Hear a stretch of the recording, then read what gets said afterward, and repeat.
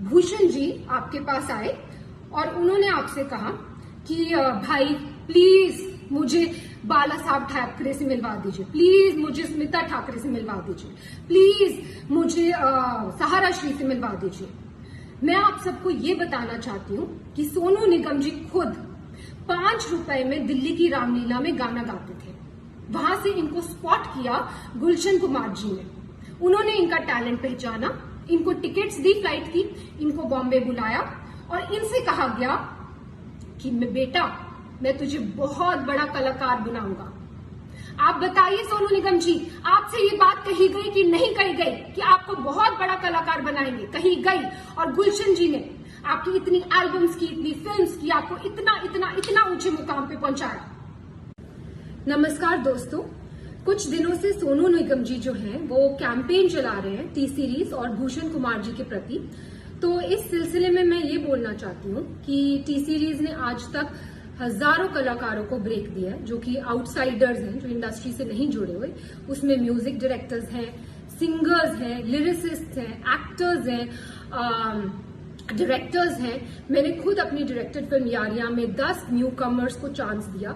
उसमें से 4 लोग, नेहा कक्कड़, रकुलप्रीत सिंह, हिमांश कोहली और कंपोजर आर को आज बड़े हो चुके हैं। और सोनू निगम जी से मैं ये पूछना चाहूंगी कि वो बोल रहे हैं कि इंडस्ट्री में टैलेंट को सही दिशा नहीं मिलती। तो सोनू जी, आप तो लेजेंड है, आप तो बहुत बड़े कलाकार है। आपने आज तक कितने लोगों को चांस दिया है? आप तो बहुत बड़े लेजेंड है, आप तो कहीं से भी लोग, आपके पास तो कितने लोग आते होंगे कि सोनू जी हमारी मदद कर दीजिए, मेरे बेटे की मदद कर दीजिए, मेरी बच्ची की मदद कर दीजिए, हमें मिलवा दीजिए टी सीरीज में, हमें चांस दिलवा दीजिए। आप तो आज तक टी सीरीज में नहीं आए कि इसको चांस दे दो, इसको मैं, ये बहुत बड़ा टैलेंट है, इसको आप चांस दीजिए। आपने तो कभी किसी को चांस दिलवाने की बात नहीं की। आपने ना ही कोई टैलेंट आज तक इंडस्ट्री में इंट्रोड्यूस किया। तो एक बात मैं आपको बता दूं सोनू निगम जी कि सोशल मीडिया पे कैमरे के पीछे छुप के बोलना बहुत आसान है, पर आपने खुद ग्राउंड लेवल पे कितने टैलेंट को आगे बढ़ाया? किसी को भी नहीं। अपने सिवा, अपने आप को छोड़ के आपने किसी भी टैलेंट को इंडस्ट्री में चांस नहीं दिया। और आज आप हम पर ब्लेम कर रहे हैं कि हम लोगों को चांस नहीं देते, जबकि 97% लोग जो कि टी सीरीज में काम कर रहे हैं आज की डेट में, आप देख लीजिए, वो आउटसाइडर्स है, वो इंडस्ट्री किड्स नहीं है, उनका इंडस्ट्री से कोई भी लेना देना नहीं है। फिर भी हम उनको नए टैलेंट को ढूंढ रहे हैं और उनको चांस दे रहे हैं। दूसरी बात जो आपने बोली अपने वीडियो में, वो आपने ये बोली कि भूषण जी आपके पास आए और उन्होंने आपसे कहा कि भाई प्लीज मुझे बाला साहब ठाकरे से मिलवा दीजिए, प्लीज मुझे स्मिता ठाकरे से मिलवा दीजिए, प्लीज मुझे सहारा श्री से मिलवा दीजिए। मैं आप सबको ये बताना चाहती हूँ कि सोनू निगम जी खुद 5 रुपए में दिल्ली की रामलीला में गाना गाते थे। वहां से इनको स्पॉट किया गुलशन कुमार जी ने। उन्होंने इनका टैलेंट पहचाना, इनको टिकट्स दी फ्लाइट की, इनको बॉम्बे बुलाया और इनसे कहा गया कि बेटा मैं तुझे बहुत बड़ा कलाकार बनाऊंगा। आप बताइए सोनू निगम जी, आपसे ये बात कही गई कि नहीं कही गई कि आपको बहुत बड़ा कलाकार बनाएंगे? कही गई। और गुलशन जी ने आपकी इतनी एल्बम्स की, इतनी फिल्म्स की, आपको इतना इतना इतना ऊंचे मुकाम पे पहुंचाया। पर आपने क्या किया ये मैं अभी बताती हूँ। उससे पहले मैं अपने कुक शेरू को बुलाना चाहूंगी। ये शेरू है और ये शेरू मैं तुमसे पूछना चाहती हूँ कि तुम कहाँ से हो? हाँ जी, आज ही मैं मधुबनी बिहार से हूँ। और तुम कितने साल से टी सीरीज में हो? मैं 1988 से मैं टी सीरीज में हूँ जी। तो तुम मुझे क्या बता रहे थे सोनू निगम जी को? सोनू निगम जी के बारे में मुझे मालूम है बेटा। मैं जब आप लोग नहीं थे तभी गुलशन जी ने इनको दिल्ली से बम्बई लाए थे। मैं गुलशन जी के साथ ही उस टाइम में था, भूषण जी भी नहीं थे उस टाइम में। मैं गुलशन जी के साथ, मैं वो लोग बम्बई में रहते थे। सोनू निगम जी आए थे, उनके पास वो ऐसे छोटी स्कूटी होती है ना, उस भी आते थे। हमने हमारे ऑफिस में वो रिसेप्शन में बैठे रहते, कितना भी साहब आते थे तो उनसे मतलब मुलाकात करने, कभी कोहली जी से, कभी मुकेश वगैरह, उनसे बातें कर रहते थे। घंटों घंटों लाइन में बैठे, मतलब वो उनसे बातें करना। फिर धीरे धीरे साहब आते, फिर साहब ने उनको बोला था कि मैं मतलब काम कराना है उनके साथ काम। कुछ बहुत दिन के बाद साहब ने, फिर 2-4 महीने के बाद साहब ने उसको भी आगे काम दिया। बहुत सारे एल्बम बनाए, बहुत फिर फिल्मों में चांस दिया। बेवफा सनम वगैरह बहुत हिट हुए उस टाइम में। तो उनका बहुत बड़ा नाम बन गया। बहुत बड़ा नाम हो गया। मतलब जब से मतलब ये जो भी है, आज ये जो भी है, सब गुलशन जी की वजह से ही है मेरे हिसाब में। Thank you. सोनू जी की आप जानते होंगे ये हमारे घर के कुक हैं और 88 से ये हमारे घर में। एनीवेज, अब मैं ये बताना चाहती हूँ कि 1998 में जब टी सीरीज की फैमिली के साथ ये हादसा हुआ था और गुलशन कुमार जी को खत्म कर दिया गया था, तब सोनू निगम जी ने क्या किया? तो सोनू निगम ने सोचा कि अब तो टी सीरीज का क्या होगा, टी सीरीज का तो कोई करता धरता है नहीं।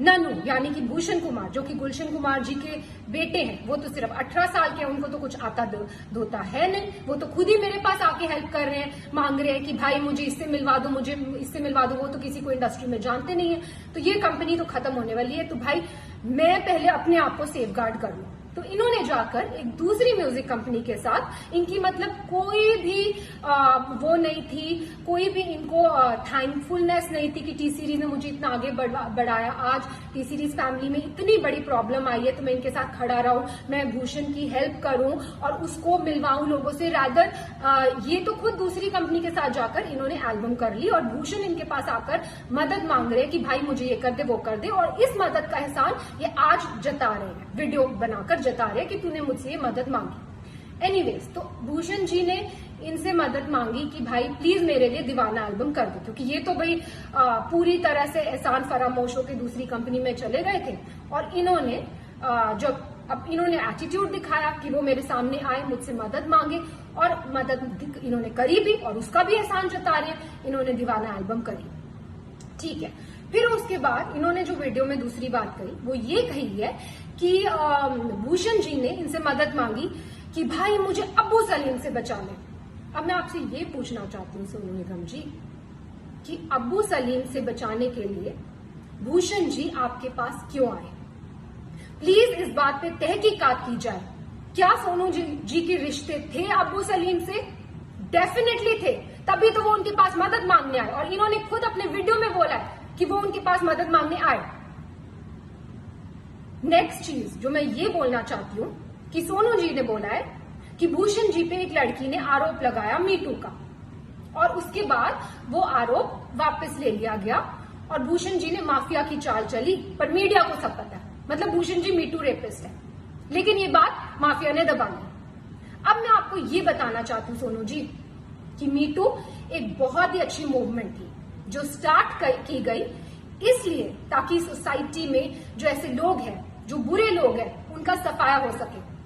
पर इस मूवमेंट का बहुत सारे ऐसे लोगों ने फायदा उठाया, पैसे ऐंठने के लिए, ब्लैकमेल करने के लिए, किसी को किसी से वेंजेंस है तो किसी लड़की के कंधे पे बंदूक रख के चलाने के लिए, और ऐसे ही हमें बहुत सारी ब्लैकमेलिंग कॉल्स आई मीटू के टाइम पर। उस टाइम पर हमने सिर्फ पुलिस की सपोर्ट ली, पुलिस की हेल्प ली, और पुलिस ने तहकीकात की और पुलिस ने ये क्लियर कर दिया कि ये तो सीधा सीधा ब्लैकमेलिंग का केस है। और पुलिस ने, हमने पूछा कि क्या आपको कुछ करना है, कुछ मानहानि का दावा करना है या कुछ करना है, हमने डिसाइड किया कि नहीं, हम मीडिया तक में भी ये बात आउट नहीं करेंगे कि क्या हुआ है हमारे साथ। क्यों?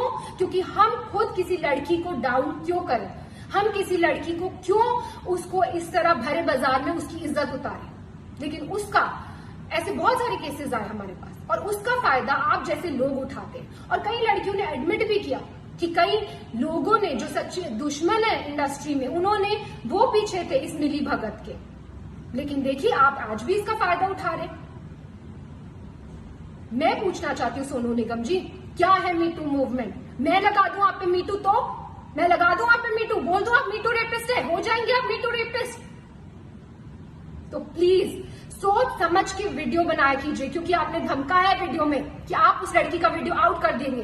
बेशक कीजिए, पर नेक्स्ट टाइम कोई भी वीडियो आउट करना हो, याद रखिए प्रूफ के साथ कीजिए। बिना प्रूफ के मीटू मूवमेंट का कोई मतलब ही नहीं है। और कोई भी अगर बिना प्रूफ के कोई इल्जाम लगाता है, क्योंकि जब से आपने ये अपना वीडियो ऑन किया है तब से वापस हमारे पास ब्लैकमेलिंग कॉल शुरू हो गए, वापस कई लड़कियां उठ गई हैं कि हमें तो सोनू निगम जी से इंस्पिरेशन मिल गई है, हमें आप हमें काम दो, या तो हमें आप पैसा दो, नहीं तो हम आप पर ये कर देंगे। सिर्फ ये लड़कियां ही क्यों, बहुत सारे सिंगर्स और खड़े हुए हैं, वो कर रहे हैं, वो ऐसे ब्लैकमेल कर रहे हैं। मुझे ये वीडियो बिल्कुल भी नहीं बनाना था सोनू निगम जी, और भूषण जी ने तो मुझे स्पेशली बोला था कि हमें चुप रहना, हमें चुप्पी साधे रखनी है। लेकिन आपने अभी भी अपनी कैंपेन बंद नहीं की। आज भी हम कोशिश करते हैं टी सीरीज से कि 80% लोग 100% लोगों को चांस दे, पर कई बार लोगों को काम नहीं मिल पाता बिकॉज सो मेनी रीजंस। किसी म्यूजिक डायरेक्टर, कोई धुन में कोई कलाकार जाता है, कोई धुन में कोई कलाकार जाता है। 80% लोगों को तो काम मिल रहा है ना मार्केट में। जो 20% को लोगों को काम नहीं मिल रहा वो कोई भी शुरू हो जाएगा, कोई भी किसी पे भी आरोप लगा सकता है। तो ऐसा माहौल है। और आपने जब अपना वीडियो ऑन किया तो मैं आपको बता दूं कि मेरे साथ क्या हुआ। मेरे हस्बैंड के against death threats, social media पे डेथ थ्रेट्स, मेरे लिए रेप थ्रेट्स और मेरे बच्चे के लिए थ्रेट्स। मैं क्यों सहूं ये सब? मैं क्यों सहूं अपने बच्चे के लिए थ्रेट्स? और अभी भी आपकी कैंपेन बंद नहीं हुई है, अभी भी आपकी कैंपेन जारी है।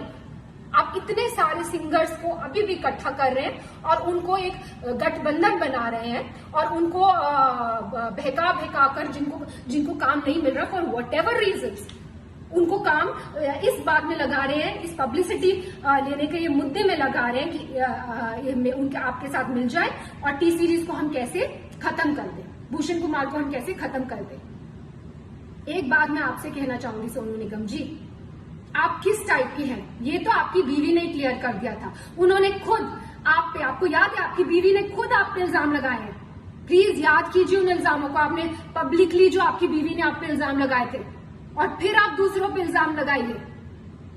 और मैं बिल्कुल, जैसे कि मैंने कहा, मैं बिल्कुल इस हक में नहीं थी कि मैं ये वीडियो बनाऊं, लेकिन इतनी मैं कश्मकश में हूं, क्या करूं, बनाऊं ना बनाऊं, ये सच्चाई लाऊं कि नहीं लाऊं। फिर मुझे फाइनली गीता से मुझे मेरा आंसर मिला। गीता में जब अर्जुन भगवान कृष्ण से पूछते हैं कि मुझे ये युद्ध नहीं लड़ना है, ये युद्ध लड़के किसका फायदा होगा, तो भगवान कृष्ण अर्जुन को समझाते हैं कि एक योद्धा के लिए धर्म से बढ़कर युद्ध लड़ने के अलावा और कोई बड़ी चीज नहीं है। अगर तुम युद्ध नहीं लड़ोगे तो तुम अपना यश गवाओगे, तुम्हारा अपयश होगा। संसार में लोग तुम्हारे अपयश की चर्चा करेंगे और तुम्हारे दुश्मन हर तरह की कटु वचन बोलकर तुम्हारा वर्णन करेंगे। और वही हो रहा है, सब लोग कटु वचन बोल रहे हैं, सारी दुनिया। जैसे कि मैंने बोला, मुझे रेप थ्रेट्स आ रहे हैं। तो मैं ये कहना चाहूंगी कि जितने भी आप सिंगर्स को, म्यूजिक डायरेक्टर्स को, जिनके पास आज कोई काम नहीं है, उनको आप भड़का रहे हैं, उनको भड़काना बंद कीजिए, क्योंकि अदरवाइज रणभूमि ओपन है। किसी को भी पब्लिसिटी के लिए इस रणभूमि में आना है, युद्ध ऑन है।